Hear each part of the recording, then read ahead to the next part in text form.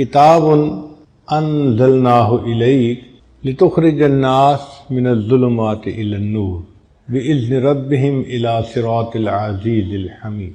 وقال رسول اللہ صلی اللہ علیہ وسلم تبرک بالقرآن فإنہ کلام اللہ۔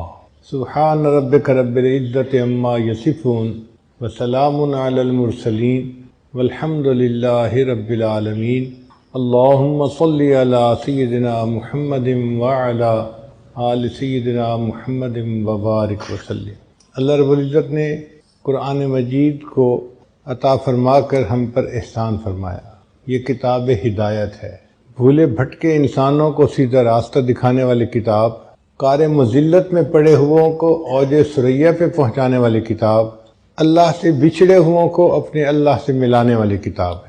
اس کتاب کا دیکھنا بھی عبادت ہے، اس کا چھونا بھی عبادت ہے، اس کا پڑھنا بھی عبادت ہے، اس کا پڑھانا بھی عبادت ہے، اس کا سننا بھی عبادت ہے، اس کا سنانا بھی عبادت ہے، اور اس پر عمل کرنا سب سے بڑی عبادت ہے۔ جب انسان قرآن مجید پڑھتا ہے تو اللہ رب العزت اس کو خود سنتے ہیں۔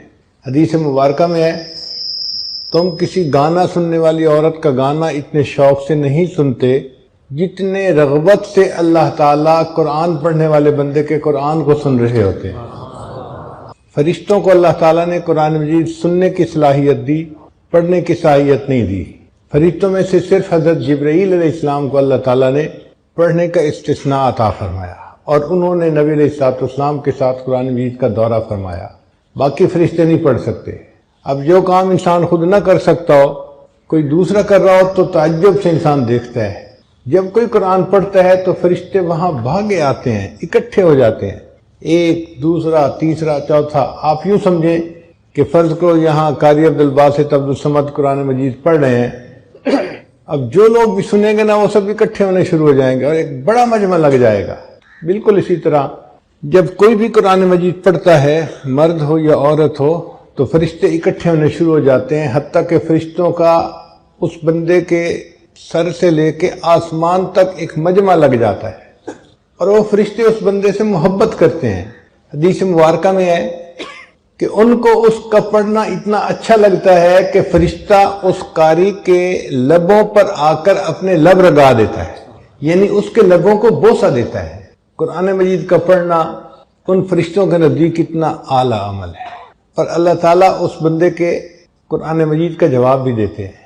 چنانچہ بندہ پڑھتا ہے الحمدللہ رب العالمین، اللہ رب العزت خود جواب دیتے ہیں اس کو، حمدنی عبدی، میرے بندے نے میری حمد بیان فرمائی۔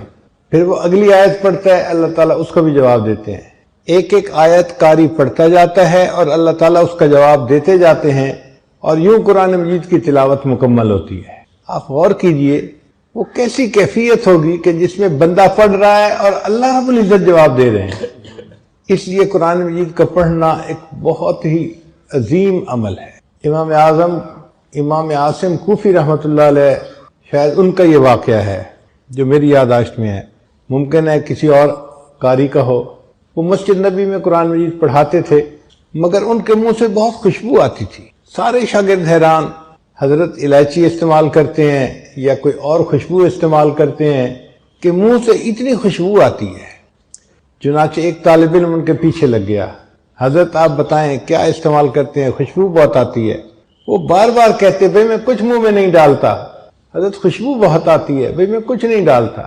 اب کچھ بچے ہوتے ہیں نا لسوڑا ٹائپ، چپک ہی جاتے ہیں، وہ بھی اسی طرح کا تھا، لگا رہا۔ حضرت آخر کوئی تو وجہ ہے، آخر یہ خوشبو کیوں آتی ہے؟ تو جب اس نے اصرار کے ساتھ پوچھا تو حضرت نے فرمایا کہ مجھے ایک رات خواب میں نبی علیہ السلام کی زیارت نصیب ہوئی۔ اللہ کے حبیب صلی اللہ علیہ وسلم نے فرمایا کہ عاصم، تم میری مسجد میں قرآن پڑھانے میں مشغول رہتے ہو، لاؤ میں تمہارے لبوں کو بوسہ دوں۔ جس دن سے نبی علیہ السلام نے میرے لبوں کو بوسہ دیا، اس وقت سے میرے منہ سے خوشبو آ رہی ہے۔ تو قرآن مجید کا پڑھنا اللہ رب العزت کے ہاں بڑا مرتبہ رکھتا ہے۔ انسان قرآن مجید کو پڑھے تو محبت کے ساتھ، شوق کے ساتھ۔ ایک بات ذہن میں رکھیے کہ قرآن مجید کی محبت جس دل میں موجود ہوگی وہ بندہ ہمیشہ ہدایت پر رہے گا، وہ کبھی گمراہ نہیں ہو سکتا۔ میں آج آپ کو دو واقعات سناتا ہوں، ایک نوجوان لڑکے کے اور ایک نوجوان لڑکی کا واقعہ۔ امریکہ میں ایک نوجوان انجینئر تھا اور بڑی ٹھاٹھ کی زندگی گزار رہا تھا۔ کسی انگریز لڑکی کے ساتھ اس کا تعلق بن گیا۔ اب وہ لڑکی اتنی حور پری قسم کی چیز تھی کہ یہ لڑکا چاہتا تھا کہ بس کچھ بھی ہو میری اس سے شادی ہو جائے۔ لڑکی نے کہا کہ میرے والدین عیسائی ہیں، مجھے ان سے بات کرنی پڑے گی۔ جب اس نے اپنے والدین سے بات کی کہ یہ لڑکا شادی کا خواہش مند ہے تو ماں باپ نے کہا کہ ہاں ہم کچھ شرائط پر شادی کرنے کے لیے تیار ہیں۔ پہلی شرط یہ کہ یہ لڑکا اپنے ماں باپ کو چھوڑ دے، مسلمان دوستوں کو چھوڑ دے اور ہمارے معاشرے میں آ کر ہمارے ساتھ رہے، جو کچھ ہم کھائیں پیئیں یہ بھی کھائے پیئے، اور ہفتے میں ایک دن ہمارے ساتھ عبادت خانے میں جائے، گرجا میں جائے۔ اگر یہ ان تمام شرائط کو منظور کرتا ہے تو ہم شادی کے لیے تیار ہیں۔ وہ لڑکا اس لڑکی کے محبت میں اتنا اندھا ہو گیا تھا کہ اس نے تمام شرائط مان لی، اپنا گھر چھوڑ دیا، اپنے دوست چھوڑ دیے، کافروں کے محلے میں جا کے اس نے گھر لے لیا اور اس لڑکی کے ساتھ اس نے شادی کر لی۔ وہ آدمی کہتا ہے کہ میں بس اپنی شہوات کو پورا کرنے میں لگا ہوا تھا، نہ میں نماز پڑھتا تھا نہ کچھ اور کرتا تھا۔ صرف ایک کام تھا میرے اندر کہ میرے گھر کا جو دروازہ تھا اس کے سامنے دیوار کے اوپر کچھ الماری بنی ہوئی تھی، اس میں کتابیں رکھی ہوئی تھیں، اور ان کتابوں میں ایک اللہ کا قرآن بھی رکھا ہوا تھا۔ میں گھر میں آتے جاتے اس کے اوپر نظر ڈالتا اور اپنے دل میں اپنے آپ کو ملامت کرتا کہ تو نفس کا پجاری ہے، نفس کا بندہ ہے، تو نے اپنی نفس کی خاطر سب کو چھوڑ دیا، لیکن یہ قرآن میرے اللہ کا کلام ہے۔ میں اس قرآن مجید پر محبت کی نظر ڈالتا تھا، صرف محبت کی نظر، پڑھتا نہیں تھا، آتے جاتے محبت سے دیکھتا تھا۔ بس کئی سال اسی طرح گزر گئے۔ ایک دن میں دفتر سے واپس آیا تو میں نے دیکھا کہ اس جگہ پر قرآن مجید نہیں پڑا ہوا، تو میں نے اپنی وائف سے پوچھا کہ یہاں ایک سبز رنگ کی کتاب تھی، اس کا کیا بنا؟ اس نے کہا میں نے کتابوں کی صفائی کی، جن کتابوں کو نہ آپ پڑھتے ہیں نہ میں پڑھتی ہوں، میں نے ان کتابوں کو نکال کے باہر ردی کے ٹوکرے میں پھینک دیا ہے۔ وہ کہتے ہیں کہ جب میں نے سنا کہ اللہ کے قرآن کو ٹریش کین میں اس نے پھینک دیا تو میں فوراً بھاگا اور میں نے ٹریش کین کو اٹھایا اور میں نے اس کو چوما کہ بے ادبی ہو گئی۔ وہ مجھے دیکھ رہی تھی۔ اس نے کہا کہ تجھے کیا ہوا، کیا ہو گیا، کیوں جذباتی ہو رہا ہے؟ میں نے کہا تجھے نہیں پتا یہ قرآن ہے، اللہ کا کلام ہے۔ اس نے کہا اچھا ابھی بھی تمہارے اندر اسلام کی کوئی رمق باقی ہے؟ میں جاتی ہوں، میں ابھی اپنے ماں باپ کو بتا کے آتی ہوں۔ چنانچہ وہ لڑکی تو اپنے ماں باپ کو بتانے چلی گئی اور یہ لڑکا اسی وقت قریبی مسجد میں آ کے اپنے اللہ کو منانے آ گیا۔ قرآن مجید پر محبت کی نظر ڈالنے کی وجہ سے اللہ نے اس کے ایمان کی حفاظت فرما لی۔ پھر اس نے توبہ کی، اس لڑکی کو طلاق دی اور کسی مسلمان لڑکی سے شادی کی اور بقیہ زندگی اس نے نیکی کے اوپر گزاری۔ تو قرآن مجید کی محبت اگر دل میں ہے اور ایک بندہ کچھ بھی اور عمل نہیں کرتا، صرف محبت کی نظر قرآن پہ ڈالتا ہے، یہ محبت کی نظر ڈالنا بھی اس کے لیے ہدایت کا سبب بن جاتا ہے۔ ایک ہندو لڑکی کا واقعہ ہے، چھوٹی بچی تھی 3-4 سال کی، وہ اپنی ایک کلاس فیلو کے گھر کھیلنے جاتی تھی، جیسے چھوٹے بچے ایک دوسرے کے گھر کھیلنے چلے جاتے ہیں۔ جس بچی کے گھر کھیلنے جاتی تھی وہ مسلمان تھی اور اس کی والدہ اپنے گھر میں بچیوں کو قرآن پڑھاتی تھی۔ چنانچہ اس کی کلاس فیلو لڑکی کچھ دیر کھیلتی اور پھر اس کی والدہ اس کو قرآن پاک پڑھنے کے لیے بلا لیتی۔ اس کا دل چاہتا کہ میں ابھی گھر نہ جاؤں تو یہ اس کے ساتھ قرآن پاک پڑھنے بیٹھ جاتی۔ ہندو لڑکی ہے، ہندو گھرانے کی، اس نے ابتدائی قاعدہ بھی پڑھ لیا، پھر باقاعدہ قرآن مجید اپنی کلاس فیلو کے ساتھ پڑھنا شروع کر دیا۔ ماں باپ کو کچھ خبر نہیں۔ جب مسلمان لڑکی نے ناظرہ قرآن پاک پڑھنا مکمل کیا تو اس نے بھی مکمل پڑھ لیا۔ پھر ایک وقت آیا کہ یہ بچی جوان ہو گئی۔ ماں باپ نے اس لڑکی کی شادی ہندوؤں میں ایک ایسے نوجوان سے کی جو بہت متشدد ہندو تھا، بہت متشدد تھا، وہ مسلمانوں کا نام سننا ہی پسند نہیں کرتا تھا۔ اب جب لڑکی کی شادی ہونے لگی تو وہ اپنی دوست کی والدہ کو آ کر بتانے لگی کہ میں نے آپ سے قرآن مجید تو پڑھنا سیکھ لیا اور میں نے اپنے دل میں کلمہ بھی پڑھ لیا ہے، ماں باپ کو نہیں بتا سکتی، اگر بتاؤں گی تو بس اسی وقت مجھے وہ قتل کر دیں گے، اور اب میری جس سے شادی ہو رہی ہے وہ بھی ہندو ہے اور متشدد ہے، میں کیا کروں؟ اس کی استانی نے اس کو تسلی دلائی کہ تجھے قرآن مجید سے محبت ہے، اللہ تعالیٰ تیرے ایمان کو ضائع ہونے سے بچائیں گے۔ چنانچہ اس استانی نے اس کے لیے شادی کا تحفہ تیار کیا اور اس کے بالکل نیچے قرآن مجید بھی رکھ دیا۔ جب تحفہ دیا تو اس نے اس کی والدہ کو کہا، لڑکی کی والدہ کو، کہ اس کی پیکنگ ہم نے بہت خوبصورت کروائی ہے، ہمارا دل چاہتا ہے کہ یہ بچی اس پیکنگ کو یہاں نہ کھولے، اپنے سسرال میں جا کے کھولے۔ تو ماں باپ نے بات کو مان لیا۔ چنانچہ اس طرح جب وہ لڑکی رخصت ہو کر اپنے سسرال میں پہنچی تو قرآن مجید کا ایک نسخہ بھی اس کے ساتھ اس کے گھر میں پہنچ گیا۔ لڑکی نے وہاں جا کے اس کو اپنے کہیں سامان میں چھپا دیا۔ اب اس کا خامن جب دفتر چلا جاتا اور وہ گھر پہ اکیلی ہوتی تو وہ قرآن مجید کو نکال کے روزانہ پڑھتی تھی اور خامن کے آنے سے پہلے پھر چھپا دیتی تھی۔ کئی سال اس نے اسی طرح گزار دیے، حتیٰ کہ وہ حاملہ ہو گئی۔ اب وہ سوچتی میں نے اپنے ایمان کو چھپایا ہوا ہے، خامن گھر پہ نہیں ہوتا تو میں قرآن مجید پڑھ لیتی ہوں، اگر میرا بچہ پیدا ہوا تو میرے بچے کا ایمان کا کیا بنے گا؟ اور وہ دعائیں مانگتی کہ اللہ کوئی ایسی ترتیب بنا کہ میں اپنے بچے کو کلمہ پڑھاؤں اور وہ بھی مسلمان بن جائے۔ کوئی صورت نظر نہیں آتی تھی۔ اللہ کی شان دیکھیں، ایک دن اس کے خامن نے ہاسپٹل میں ٹیسٹ کروائے تو کینسر ڈائگنوز ہو گیا کہ جس بندے کو کینسر ہے۔ خامد بڑا پریشان گھر آیا، اپنی بیوی کو دیکھ کے رو رہا ہے۔ بیوی نے پوچھا رو کیوں رہے ہو؟ اس نے کہا تو اتنی خوبصورت ہے، اتنی وفادار، اتنی محبت کرنے والی ہے، اور تیرا میرا ساتھ اب چند دن کا ہے، میں بس اب مرنے کے قریب ہوں۔ ڈاکٹر نے مجھے لا علاج قرار دے دیا ہے، کینسر اتنا پھیل گیا ہے کہ وہ کہتے ہیں کہ بس تو 1 مہینہ بھی زندہ نہیں رہے گا۔ اس بیوی نے کہا کہ نہیں، آپ پریشان نہ ہو، میرے پاس اس کی ایک دوا ہے، وہ میں کرتی ہوں، مجھے امید ہے آپ صحت یاب ہو جائیں گے۔ تو خامد نے وعدہ کر لیا کہ اگر میں صحت یاب ہو گیا تو جو تم کہو گے میں وہ کام کر دوں گا، میں پوری کر دوں گا تمہاری خواہش کو۔ اس لڑکی نے سورہ فاتحہ پڑھ کے اس کو دم کرنا شروع کر دیا، کیونکہ اس نے اپنی استانی کو دیکھا تھا، وہ بیمار بچوں کو سورہ فاتحہ پڑھ کے دم کیا کرتی تھی۔ خامد پوچھتا تم یہ کیا کر رہی ہو؟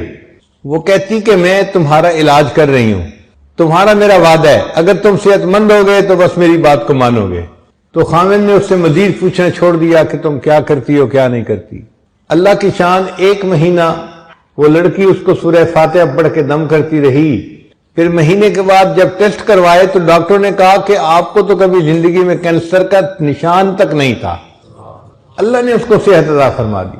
اب جب رپورٹیں بالکل کلیئر آ گئیں، خامد نے بیوی کو کہا کہ میں اپنا وعدہ پورا کرتا ہوں، بتاؤ کیا کہتی ہو؟ اس نے کہا کہ آپ کلمہ پڑھو، مسلمان ہو جاؤ۔ اس نے پوچھا تم یہ بات کیوں کر رہی ہو؟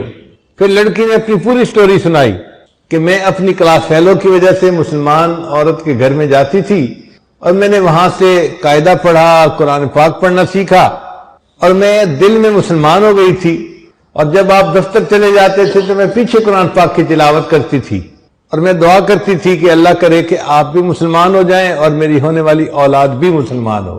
اب آپ میری بات کو مانیں، آپ نے وعدہ کیا ہوا ہے۔ اللہ کی شان کہ اس نوجوان نے کلمہ پڑھا، وہ بھی مسلمان ہو گیا۔ پھر اس عورت کے ہاں بیٹا ہوا، اس نے اپنے بیٹے کو بھی کلمہ سکھایا۔ اب یہ میاں بیوی اور بیٹا سب مسلمان کلمہ پڑھنے والے۔ ان کو ڈر یہ تھا کہ ہم اگر اظہار کر دیں گے تو ہمارے برادری والے ہمیں زندہ نہیں چھوڑیں گے۔ خامد نے کہا فکر نہ کرو، میں اس کا بندوبست کرتا ہوں۔ اس نے اپنی جاب کے لیے سعودی عرب اپلائی کیا اور اللہ نے اس کو ایک اچھی جاب عطا فرما دی۔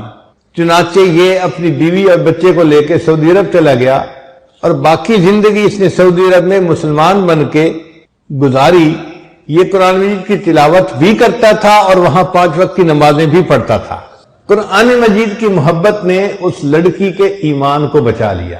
قرآن مجید کہف ہے، جیسے اصحاب کہف کے ایمان کو اللہ نے کہف کے اندر محفوظ فرما لیا تھا، قرآن مجید بھی کہف ہے، جو اس سے محبت کرے گا اس کا ایمان محفوظ رہے گا۔ چنانچہ قرآن مجید کی باقاعدہ تلاوت کرنا، اس کا درس سننا، ترجمہ پڑھنا، اس کو یاد کرنا، یہ سارا کا سارا ایسا عمل ہے کہ جس سے اللہ تعالیٰ بندے کے ایمان کی حفاظت فرماتے ہیں۔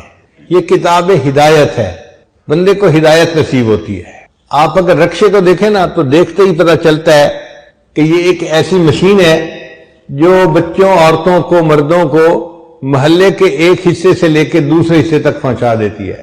بس کو دیکھیں تو فوراً خیال آتا ہے یہ مسافروں کو ایک شہر سے لے کے دوسرے شہر تک پہنچا دیتی ہے۔ اگر آپ ٹرک کو دیکھیں تو خیال آتا ہے کہ یہ سامان ایک شہر سے دوسرے شہر پہنچاتا ہے۔ کرین کو دیکھیں تو فوراً ذہن میں خیال آتا ہے کہ یہ وہ مشین ہے جو بوجھ کو نیچے سے اٹھا کر اوپر رکھ دیتی ہے۔ قرآن مجید کو دیکھیں، فوراً دل میں یہ خیال آئے کہ یہ وہ کتاب ہے جو گرے ہوئے انسان کو اٹھا کر عرش کی بلندیوں تک پہنچا دیتی ہے۔ ان اللہ یرفع بہذا الکتاب اقواما، اللہ تعالیٰ اس کتاب کے ذریعے سے قوموں کو عزتیں عطا فرما دیتے ہیں، قوموں کو بلندی عطا فرما دیتے ہیں۔ جو بندہ جتنی ذلت کی زندگی گزار رہا ہو، قرآن مجید سے محبت کرے اور اس کو پڑھنا شروع کرے اور پھر دیکھے اللہ تعالیٰ کس طرح اس کو عزتوں کا تاج عطا فرماتے ہیں۔ یہ عزتیں دینے کے لیے آیا ہے، گرے ہوئے انسانوں کو اٹھانے کے لیے آیا ہے۔ قرآن عظیم الشان۔ سیدنا عمر رضی اللہ عنہ کے زمانے آپ اپنے فوجیوں کو لے کے مکہ مکرمہ میں ایک پہاڑی کے اوپر چڑھ رہے ہیں، ایک جگہ ٹرن لیتے ہوئے آپ رک گئے اور نیچے وادی میں دیکھنا شروع کر دیا۔ اب دوپہر گرمی کا وقت ہے، سب لوگ پسینے میں شرابور، اور امیر المومنین کھڑے ہیں، ان کی وجہ سے باقی لوگ بھی کھڑے ہیں۔ کسی نے پوچھا امیر المومنین خیریت تو ہے؟ آپ کی وجہ سے اتنے لوگ دھوپ میں کھڑے ہیں۔ تو عمر رضی اللہ عنہ نے فرمایا کہ ہاں یہ وہ جگہ ہے جہاں میں اپنے کفر کی حالت میں اونٹوں کو چرانے کے لیے آتا تھا اور مجھے اونٹ چرانے نہیں آتے تھے، تو میرا والد خطاب مجھے ڈانٹتا تھا، مارتا تھا، عمر تو بھی کیا زندگی گزارے گا، تجھے تو اونٹ چرانے بھی نہیں آتے۔ ایک وہ زمانہ تھا کہ عمر کو اونٹ چرانے نہیں آتے تھے، اور آج اسلام اور قرآن کی برکت سے اللہ نے عمر کو امیر المومنین بنا دیا ہے۔ یہ یوں اٹھاتی ہے کتاب کہ جس کو جانور چرانے نہیں آتے اس کو امیر المومنین بنا دیتی ہے، عزتیں عطا کرنے والی کتاب، اور یہ دلوں میں اپنا راستہ خود بنا لیتی ہے۔ آپ بتائیے دریاؤں کے راستے کبھی کسی نے بنائے؟ دریا اپنے راستے خود بنا لیا کرتے ہیں۔ یہ قرآن مجید رحمت کا وہ دریا ہے جو سینوں میں اپنے راستے خود بنا لیا کرتا ہے۔ مجھے اپنی زندگی میں ایک مہینہ دنیا کے مشہور قاری عبد الباسط عبد الصمد کے ساتھ امریکہ میں گزارنے کا موقع ملا۔ ہمارا ان کے بارے میں تصور یہ تھا کہ بس ایک عام سے آدمی ہے اور آواز اچھی ہے، قرآن پڑھتے ہیں، لیکن ایک مہینہ ساتھ رہنے کے بعد میں نے دیکھا کہ وہ شخص عاشق قرآن تھا۔ داڑھی کا نہ رکھنا یہ ان کا ایک علمی معاملہ ہے۔ مصر کے علماء سمجھتے ہیں کہ داڑھی ہوتی ہے صرف مرد اور عورت کے درمیان فرق کرنے کے لیے، تو اگر کوئی مچھے رکھ لیتا ہے تو مرد اور عورت میں فرق ہو جاتا ہے، تو داڑھی رکھنا لازم نہیں ہوتی۔ اسی وجہ سے علامہ اقبال نے بھی داڑھی نہیں رکھی، حالانکہ یہ بندہ اندر سے اولیاء کی صفات رکھنے والا بندہ تھا۔ میں نے دیکھا قاری صاحب کو ہر وقت قرآن مجید کی تلاوت کرتے تھے۔ ہمیں پتہ چلا کہ روزانہ ایک قرآن مجید پڑھنے کا ان کا روز کا معمول ہے، ایک قرآن مجید پڑھا، جب دیکھو قرآن پڑھ رہے ہیں، جب دیکھو۔ میں نے اپنی زندگی میں ان کو فالتو بات کرتے نہیں دیکھا، ایک لفظ بولتے نہیں دیکھتا۔ لوگ باتیں کر رہے ہوتے تھے، ادھر کا ٹاپک ادھر کا ٹاپک، ان کو کوئی واسطہ ہی نہیں ہوتا تھا، وہ بس بیٹھے ہوئے اپنی قرآن پڑھ رہے ہوتے تھے۔ اور اس عشق قرآن کی وجہ سے اللہ نے ان کو دنیا میں عزتیں عطا فرمائیں۔ ایک مرتبہ ایک شخص نے ان سے سوال پوچھا قاری صاحب سے، قاری صاحب آپ نے بھی قرآن کا کوئی معجزہ دیکھا؟ کہا میں نے بہت معجزے دیکھے قرآن پاک کے، ہمیں بھی سنائیں کوئی۔ تو قاری صاحب نے عجیب واقعہ سنایا، کہنے لگے یہ وہ وقت تھا جب انور سادات مصر کا پریزیڈنٹ تھا، وہ رشیا گیا تو رشیا کے لوگوں نے اسے کہا کہ کیا تم قرآن پڑھتے ہو، یہ ہماری ریڈ بک سنبھالو اور کمیونسٹ بن جاؤ، ہم تمہاری مدد کریں گے اور تمہیں ترقی یافتہ ممالک میں ہم شامل کروا دیں گے۔ تو اس نے آگے سے کچھ جواب دینے کی کوشش تو کی مگر ان کی تسلی نہ کروا سکا، تو دل میں کسک رہ گئی کہ میں نے بات کا جواب ٹھیک نہیں دے سکا۔ کوئی ایک دو مہینے کے بعد دوبارہ اس نے رشیا جانا تھا۔ قاری صاحب کہتے ہیں مجھے صدر صاحب کا پیغام ملا کہ آپ نے میرے ساتھ رشیا جانا ہے۔ میں سوچ میں پڑ گیا، قاری عبد الباسط کی ضرورت پڑے تو سعودی عرب میں، پاکستان میں، مسلمان ممالک میں جہاں اس قرآن کے ماننے والے ملتے ہیں، رشیا تو دہریوں کا ملک ہے، کمیونسٹوں کا ملک ہے، وہاں قرآن مجید سننے والا کون ہوگا؟ خیر میں تیاری کر کے ساتھ چلا گیا، وہاں جا کے صدر صاحب نے ان سے میٹنگ کی۔ جب میٹنگ کے بعد آپس میں گفتگو اپنی پرسنل شروع ہوئی تو صدر صاحب نے کہا کہ یہ میرے ساتھی ہیں، یہ کچھ پڑھیں گے۔ ان کو سمجھ نہ آئی کہ کیا پڑھیں گے، انہوں نے کہا اچھا جو کر رہے ہیں کریں۔ مصر صاحب قاری صاحب کہتے ہیں کہ مجھے اشارہ ہوا کہ جی آپ ان کو قرآن سنائیں۔ ان دہریوں کے سامنے میں نے قرآن پڑھنا شروع کیا طٰہٰ ما انزلنا علیک القرآن لتشقی الا تذکرۃ لمن یخشی۔ قاری صاحب کہتے ہیں میں پڑھتا رہا پورا رکوع جب میں نے پڑھ کے اوپر سر اٹھایا تو میں نے دیکھا کہ 5-6 بندے ایسے تھے ان کمیونسٹوں میں جو آنسوؤں سے رو رہے تھے۔ تو صدر صاحب نے ان سے پوچھا کہ بھئی تم رو کیوں رہے ہو؟ وہ کہنے لگے کہ ہمیں نہیں پتا یہ بندے نے کیا کیا ہے، ہم اس کو نہیں سمجھتے، لیکن اس کے پڑھنے میں تاثیر ایسی تھی کہ ہمارے دلوں پہ اثر ہوا ہے اور ہمارے اوپر حقیقت طاری ہو گئی ہے۔ قاری صاحب کہتے ہیں میں نے اپنی آنکھوں سے قرآن کا معجزہ دیکھا کہ جو لوگ قرآن کو مانتے نہیں، خدا کو نہیں مانتے، قرآن ان کے سامنے پڑھا جاتا ہے، قرآن ان کے دلوں کو بھی گدگدا دیتا ہے۔ یہ رحمتوں کا وہ دریا ہے جو سینوں تک اپنے راستے خود بنا لیا کرتا ہے۔ تو قرآن مجید کتاب ہدایت ہے، جو اس سے محبت کرے گا اس کا ایمان محفوظ رہے گا۔ اور آج اس دجالی فتنے کے دور میں قرآن مجید کی محبت انتہائی ضروری ہے۔ اس لیے جس گھر میں ایک حافظ ہوگا وہ 10 بندوں کو لے کے جنت میں جائے گا۔ 10 بندوں کا کیا مطلب؟ عام طور پر ایک گھر کے 10 بندے ہوتے ہیں ایوریج، 2 ماں باپ اور 2 بڑے، نانا نانی یا دادا دادی، چلو وہ بھی ساتھ رہتے ہیں تو 4 ہو گئے، اور 5-6 بچے، تو اس کا مطلب کہ 9-10 کے اندر ایک ایوریج فیملی ہوتی ہے۔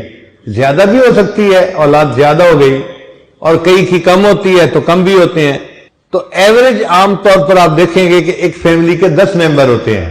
تو ایک حافظ 10 بندوں کو لے کے جنت میں جائے گا، یعنی جس گھر میں کوئی بچہ یا کوئی بچی حافظ یا حافظہ ہوگی، اس گھر کے سارے لوگ اللہ کے فضل سے جنت میں جائیں گے۔ اب بتائیے کتنا سستا سودا ہے۔ اور ایک عالم 400 بندوں کو لے کے جنت میں جائے گا، اس میں کیا حکمت ہے؟ اگر ایک گھر کے 10 بچے ہیں یا 10 بندے ہیں تو ایک برادری میں تقریباً 40 گھر ہوتے ہیں جو آپس میں رشتہ داریاں کرتے ہیں، خوشی غمی میں شریک ہوتے ہیں۔ جو قریب لوگ ہوتے ہیں نا، قریب گھر، وہ 30-40 ہی ہوتے ہیں، اس سے زیادہ نہیں ہوتے۔ تو ایک عالم اگر ہوا تو وہ 40 گھر کے لوگوں کو لے کے جنت میں جائے گا، یعنی ایک عالم اپنی پوری برادری کو لے کے جنت میں جائے گا۔ اس لیے بچوں کو قرآن مجید کا حافظ بنانا، اس کا شوق دل میں ہونا چاہیے۔ بعض لوگوں کو دیکھا ہے وہ کہتے ہیں جی بچیوں کو حافظ نہ بناؤ۔ کیوں بھائی؟ وہ جی بچیاں قرآن مجید بھول جاتی ہیں۔ بھائی بھول تو بچے بھی جاتے ہیں اور نہیں بھی بھولتی، ایسی بھی بچیاں ہیں کہ جو مسلسل یاد رکھتی ہیں۔ تو یہ کیا لاجک ہوئی جی کہ ان کو قرآن مجید یاد نہیں کروانا چاہیے؟ تو جی شادی کے بعد فرصت نہیں ملتی، بچے ہو جاتے ہیں، فرصت نہیں ملتی، مہینے میں 10 دن تو ویسے ہی قرآن نہیں پڑھنا ہوتا، تو بچیاں بھول جاتی ہیں، ان کو قرآن نہیں یاد کروانا چاہیے۔ کبھی اس آئیڈیا کو بائی نہ کریں۔ دیکھیں عورت کی زندگی کے 3-4 فیز ہوتے ہیں۔ پہلے زندگی کے 20-25 سال وہ پڑھائی کا فیز ہوتا ہے، والدین کے گھر میں رہتی ہے، کالج یونیورسٹی میں پڑھتی ہے، قرآن مجید پڑھتی ہے، عالمہ بنتی ہے، وہ پڑھائی کی عمر ہے، یہ پہلا فیز ہے۔ پھر دوسرا فیز اس کی شادی ہو جاتی ہے۔ اب شادی کے بعد اس کی اولاد ہوتی ہے، بچے ہوتے ہیں، یہ فیملی بنانے کا فیز ہے عورت کے لیے۔ تو عورت اپنا گھر بناتی ہے، ایک گھر کا سیٹ اپ تیار ہوتا ہے، یہ بھی تقریباً 15-20 سال کا فیز ہوتا ہے۔ 40 سال کی عمر تک وہ اپنے بچوں سے فارغ ہو چکی ہوتی ہے۔ پھر اس کے بعد ایک تیسرا فیز آتا ہے جس میں اس کے بچے بھی بڑے ہو چکے ہوتے ہیں اور گھر میں اس کے بہویں بھی آ چکی ہوتی ہیں، اور وہ گھر کی ملکہ ہوتی ہے۔ اس وقت خاوند کے دل میں بھی جگہ بن چکی ہوتی ہے، اور اس وقت یہ آنٹی جو ہے بڑی با اختیار عورت ہوتی ہے۔ گھر کو مدرسہ بنانا چاہے تو بنا سکتی ہے، بچوں کو دین پڑھانا چاہے تو پڑھا سکتی ہے، اس کا حکم چلتا ہے۔ یہ جو عمر ہے نا عورت کی 40, 50, 60، یہ ایسی عمر ہے کہ اکثر عورتیں اس میں مصلح سنبھال لیتی ہیں۔ جو نیک ہوتی ہیں وہ مصلح سنبھال لیتی ہیں، اور جو نیک نہیں ہوتی وہ غیبتوں میں اور رسم و رواج میں اور کلر میچنگ میں لگی ہوتی ہیں۔ لیکن اکثر عورتوں کو دیکھا کہ وہ نماز پڑھتی ہیں، درود شریف پڑھتی ہیں اور نیکی کرتی ہیں اس عمر میں۔ وہ بچی جو حافظہ بنی تھی اور اس نے اتنا قرآن پاک نہیں پڑھا تھا اور بھول گئی تھی، ہم نے دیکھا اس عمر میں آ کے وہ عورت اپنے قرآن مجید کو پھر تازہ کر لیتی ہے، اور اس کی عمر میں یہ حصہ ایسا ہوتا ہے کہ وہ قرآن مجید کی پکی حافظہ بن جاتی ہے۔ اس لیے بچیوں کو ضرور حافظہ بنانا چاہیے۔ وہ دنیا سے جاتی ہیں تو حفظ کے نور کو ساتھ لے کے جاتی ہیں، اور اس کی برکت ان کو پوری زندگی محسوس ہوتی ہے۔ قرآن مجید کے متعلق یہ ذہن میں رکھیے کہ جس بندے نے نیت کر لی کہ میں نے قرآن مجید یاد کرنا ہے، اگر اس نے تھوڑا سا یاد کیا، 1 صفحہ یاد کیا، 2 صفحے یاد کیے اور وہ فوت ہو گیا، حدیث پاک میں آتا ہے اللہ تعالیٰ قبر میں ایک فرشتے کو متعین فرماتے ہیں جو اسے قرآن مجید یاد کرواتا ہے، قیامت کے دن یہ حفاظ کے ساتھ کھڑا کیا جائے گا۔ تو قرآن مجید کی حفظ کی نیت کر لینا ہی بہت اعلیٰ عمل ہے۔ ہمارے برادری کے ایک نوجوان تھے، سنارے تھے، زیور بناتے تھے، ان کو قرآن مجید سیکھنے کا شوق ہوا، وہ 1 آیت روزانہ یاد کرتے تھے اور پھر سارا دن اسی آیت کو صبح سے لے کے شام تک پڑھتے رہتے تھے۔ اللہ کی شان دیکھیے، 1 آیت یاد کرتے کرتے انہوں نے قرآن مجید پورا یاد کیا اور پھر زندگی کے 25-30 سال انہوں نے مصلی سنایا۔ تو دل میں محبت ہو اور انسان کوشش کرے تو آسان ہوتا ہے۔ قرآن مجید کے ساتھ جڑنے سے اس بندے کو عزتیں ملتی ہیں، اس کی زندگی میں برکتیں آ جاتی ہیں۔ نبی اسلام نے فرمایا تبرک بالقرآن فإنہ کلام اللہ، قرآن مجید سے برکت حاصل کرو، یہ اللہ کا کلام ہے۔ تو قرآن مجید کی محبت کو دل میں بڑھائیے اور قرآن مجید کی تلاوت کو اپنے لیے حرز جاں بنا لیجئے۔ کوئی دن قرآن مجید کے تلاوت کے بغیر نہیں گزرنا چاہیے۔ اگر ایسی محبت دل میں آ گئی تو ایمان محفوظ رہے گا۔ اور یہ بھی ذہن میں رکھیے کہ دنیا میں جس کسی کو عزت ملی قرآن مجید کے عشق کی وجہ سے عزت ملی، جس کو بھی عزت ملی قرآن مجید کے عشق کی وجہ سے۔ آپ دیکھیے اس امت میں سب سے اعلیٰ مقام کس نے پایا؟ سیدنا صدیق اکبر عنہ نے۔ اور سیدنا صدیق اکبر عنہ قرآن مجید کے عشق میں صحابہ سے آگے نکل گئے تھے۔ جب عفق کا واقعہ پیش آیا اور نبی علیہ السلام صدیق اکبر عنہ کے گھر گئے تو صدیق اکبر کیا کر رہے تھے؟ قرآن بیٹھے پڑھ رہے تھے۔ یہ قرآن کی محبت تھی جس نے ان کو انبیاء کے بعد مخلوق میں سب سے زیادہ افضل مقام عطا فرما دیا۔ باقی خلفائے راشدین کی زندگیوں میں دیکھیے آپ کو قرآن مجید کا عشق نظر آئے گا ان کی زندگیوں میں۔ سیدنا عثمان غنی تو خیر بہت بڑے عاشق قرآن تھے، فرمایا کرتے تھے لو طہرت قلوبکم ما شبعتم من کلام ربکم، اگر تمہارے دل پاک صاف ہوتے تو یہ قرآن مجید پڑھنے سے کبھی بھی نہ بھرتے۔ آج قرآن مجید پڑھنے کو دل کیوں نہیں چاہتا؟ گناہوں کے اثرات دل پہ ہوتے ہیں۔ اگر یہ اثرات نہ ہوتے تو دل چاہتا قرآن مجید پڑھتے رہیں پڑھتے رہیں پڑھتے رہیں۔ جس طرح ایک پیاسا بندہ دھوپ سے گھر میں آتا ہے تو اس کو کھانے کے لیے آئس کریم دے دی جائے تو وہ ہر چمچ کو کھاتا ہے اور مزے لے لے کے کھاتا ہے۔ اسی طرح اللہ والوں کے دل میں قرآن مجید کی ایسی محبت ہوتی ہے، وہ اس کی ایک ایک آیت کو پڑھتے ہیں اور ہر آیت کے پڑھنے پر قرآن مجید کے ان کو مزے آ رہے ہوتے ہیں۔ اس لیے امام اعظم ابو حنیفہ رحمۃ اللہ علیہ رمضان مبارک میں 63 مرتبہ قرآن مجید مکمل پڑھا کرتے تھے، ایک دن میں اور ایک رات میں 60 ہو گئے اور 3 تراویح کے اندر تو 63 قرآن مجید کا معمول تھا۔ اور امام اعظم کو یہ جو بڑا مرتبہ ملا یہ اسی عشق قرآن کی وجہ سے ملا۔ امام شافعی رحمۃ اللہ علیہ عاشق قرآن تھے، اپنے بارے میں خود فرماتے ہیں کہ میں مکہ مکرمہ سے مدینہ گیا اور مجھے راستے میں 16 دن لگے اور 16 دن میں میں نے 16 مرتبہ قرآن مجید مکمل پڑھ لیا۔ ہمیں عجیب لگتا ہے ایک قرآن مجید روز پڑھ لینا، مگر ہمارے مشائخ میں سے بہت سارے ایسے تھے جن کا یہ معمول رہا۔ اس وقت ہمارے ساتھ جو تعلق رکھنے والے لوگ ہیں ان میں سے 4 خواتین ایسی ہیں جن کا قرآن مجید روز پڑھنے کا معمول ہے، وہ زندگی اس طرح گزار رہی ہیں۔ فون پہ انہوں نے بتایا کہ جی ہم فجر کا ناشتہ کرنے کے بعد مصلی پہ بیٹھ جاتی ہیں اور قرآن پاک پڑھنے لگ جاتی ہیں، اور مغرب سے پہلے قرآن مجید کو پڑھ کے ہم دعا کر لیتی ہیں۔ ان میں 3 عورتیں تو چلو 40-50 کی عمر میں تھیں، بڑی عمر کی تھیں، لیکن ایک نوجوان لڑکی تھی، اس کی عمر صرف 32 سال تھی، وہ بھی ایک قرآن مجید پڑھتی ہے اور آسٹریلیا میں رہتی ہے۔ اس کے خاوند نے واقعہ سنایا کہ میری بیوی کو کینسر ڈائیگنوز ہوا اور وہ اتنا پھیل چکا تھا کہ ڈاکٹر نے مجھے کہا کہ 1 مہینے کے اندر تمہاری بیوی کی موت ہو جائے گی، اب تم فیصلہ کر لو تم نے اس ملک میں رہنا ہے یا اپنے ملک واپس جانا ہے۔ کہنے لگے میں نے اپنی بیوی کو بتا دیا کہ بھئی آپ کو کینسر ہے۔ اس اللہ کی بندی نے قرآن مجید کی تلاوت شروع کر دی، ہر وقت قرآن پڑھتی رہتی۔ کہنے لگا کہ کینسر کے مریض کو دردیں بھی بہت ہوتی ہیں کینسر کی وجہ سے، بہت مشکل ہوتا ہے اس کا وقت گزارنا۔ اس اذیت ناک بیماری میں بھی وہ ایک قرآن مجید روز پڑھتی رہتی تھی۔ ہم نے ان کے ہاں صبح کا ناشتہ کیا تو اس نے کہا جی کہ آج میری بیوی کو 4 سال گزر گئے ہیں اور وہ ایک قرآن مجید روز پڑھ رہی ہے، اس کی زندگی کا معمول بن چکا ہے۔ 32 سال کی نوجوان لڑکی ہے اور ایک قرآن مجید روز پڑھنے کا معمول ہے اس کا بھی۔ 5 انگلیاں برابر نہیں ہوتی۔ ہم اگر نکمے ہیں تو ہر کوئی نکمہ نہیں ہے۔ لوگ قرآن مجید سے ایسی محبت کرتے ہیں کہ پورا قرآن روز پڑھتے ہیں۔ تو کتنی عجیب بات ہے کہ ہم ایک پارہ بھی روز نہیں پڑھتے۔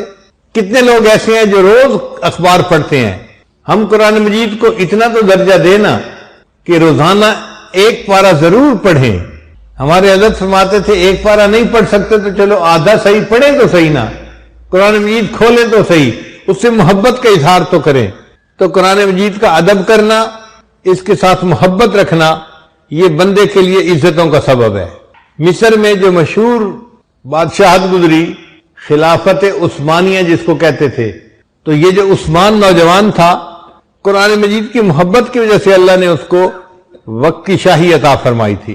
حالانکہ وہ ایک عام نوجوان تھا اور ایک عام نوجوان اس درجے کو نہیں پہنچ سکتا تھا، مگر قرآن مجید کی محبت نے اس بچے کو وقت کا بادشاہ بنایا اور پھر اس نے اپنی جتنی زندگی گزاری وہ دین اسلام کے مطابق گزاری اور دین اسلام کا نفاذ کیا، اور اس کو خلافت عثمانیہ کا دور کہا جاتا ہے۔ تو عشق قرآن کی وجہ سے عزتیں ملی۔ امام اعظم کو اللہ نے عزت دی، امام شافعی کو عزت دی، باقی ائمہ بھی وہ تھے جو عاشق قرآن تھے، عزتیں ملی ان کو۔ قریب کے زمانے میں حضرت حاجی امداد اللہ مہاجر مکی رحمۃ اللہ علیہ کو اللہ نے ایسی قبولیت عطا فرمائی کہ ان کے ذریعے سے یہ فیض دنیا میں بہت زیادہ پھیلا۔ ان کو یہ مرتبہ کیسے ملا؟ ان کے شیخ جو تھے میاں جی نور محمد جھنجھانوی رحمۃ اللہ علیہ عاشق قرآن تھے۔ تو جس کو بھی دنیا میں اونچا مرتبہ ملا، اونچا مقام ملا، آپ یہ سمجھ لیجئے کہ وہ یا تو خود عاشق قرآن ہوگا یا اس کے پیچھے کسی عاشق قرآن کی دعائیں ہوں گی جس کی وجہ سے یہ رتبہ ملا۔ حضرت مولانا الیاس رحمۃ اللہ علیہ سے اللہ نے دعوت و تبلیغ کا کام لیا۔ یہ کتنی بڑی سعادت ہے۔ ان کے والد جو تھے وہ عاشق قرآن تھے، بچوں کو قرآن پڑھایا کرتے تھے، اور یہ اس والد کی دعا تھی کہ اللہ نے ان کے بیٹے کو اتنے عظیم مقصد کے لیے قبول فرما لیا۔ سید عطا اللہ شاہ صاحب بخاری رحمۃ اللہ علیہ، آج بھی ان کا نام لیا جاتا ہے۔ اللہ نے ان کو کیوں عزتوں سے نوازا؟ عاشق قرآن تھے، قرآن مجید پڑھتے تھے، بندے کا دل مو لیا کرتے تھے۔ ایک مرتبہ علی گڑھ کالج میں ان کا پروگرام رکھا گیا، وہاں پہ 2 مختلف جماعتیں تھیں، ایک ان کے موافق تھی اور دوسری ان کے مخالف تھی، مگر مخالف جماعت کا زور زیادہ تھا۔ انہوں نے فیصلہ کیا کہ ہم نے عطا اللہ شاہ صاحب کو تقریر نہیں کرنے دینی۔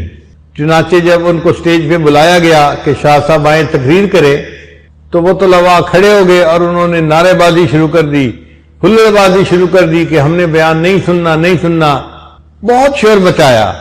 حضرت شاہ صاحب مائک پہ تشریف لائے اور طلباء کو فرمایا کہ عزیز طلباء، مجھے تقریر کے لیے بلایا گیا ہے اور آپ کہتے ہیں کہ ہم نے تقریر نہیں سننی۔ میں آپ کی بات مان لیتا ہوں، میں تقریر نہیں کرتا، مگر میں اتنا سفر کر کے آیا ہوں، تو کیا آپ مجھے اجازت دیتے ہیں میں آپ لوگوں کو ایک قرآن مجید کا رکوع سنا دوں؟ اب اس بات پہ طلباء کے اندر 2 دھڑے بن گئے۔ بعض کہتے تھے ہم نہیں سننا، دوسرے کہتے تھے قرآن نہیں سننا، یہ کیا بات ہوئی؟ چنانچہ سننے والے لوگ غالب آ گئے اور ان کا جی حضرت آپ قرآن سنائیے۔ حضرت شاہ صاحب نے ایک رکوع کی تلاوت فرمائی اور قرآن مجید کی تاثیر ایسی تھی کہ پورے مجمع کے دل جو تھے اس سے متاثر ہوئے۔ رکوع مکمل کرنے کے بعد حضرت نے فرمایا کہ میں سامعین سے یہ پوچھتا ہوں، اگر اجازت دے تو میں نے جو رکوع پڑھا ہے میں اس کا کچھ ترجمہ آپ کے سامنے پیش کر دیتا ہوں۔ مجمع نے کہا بہت اچھا، اور حضرت شاہ صاحب نے 3 گھنٹے تقریر فرمائی۔ تو دنیا میں جس کو عزتیں ملی ہوں گی نا، جہاں بھی ملی، یا تو وہ خود عاشق قرآن ہوگا یا اس کے پیچھے کسی نہ کسی عاشق قرآن کی دعا ہوگی، اس کی ماں قرآن مجید کی عاشقہ ہوگی، اس کا والد قرآن مجید کا عاشق ہوگا، اس کی دعاؤں کی برکت سے اللہ نے اس بچے کو پھر یہ عظمت عطا فرمائی۔ آپ اس ادارے کو جو دیکھ رہے ہیں، اتنا بڑا ادارہ ہے اور 27 ملکوں میں قرآن مجید کی تعلیم جاری ہے۔ اس کی وجہ یہ ہے کہ حضرت قاری صاحب کے اندر اللہ نے قرآن مجید کی محبت رکھی ہے. اس قرآن مجید کی محبت کا یہ نتیجہ ہے کہ اللہ نے ان کو عزتیں عطا فرما دی ہیں. ان اللہ یرفع بہذا الکتاب اقواما، اللہ اس کتاب کے ذریعے سے قوموں کو بلندی عطا فرماتے ہیں. آپ قرآن مجید سے محبت کر کے تو دیکھیے، آپ کو خود بات سمجھ میں آ جائے گی. ہمارے حضرت رحمۃ اللہ علیہ فرماتے تھے، تیرے ہاتھ میں ہو قرآن اور تو دنیا میں رہے پریشان، تیرے ہاتھ میں ہو قرآن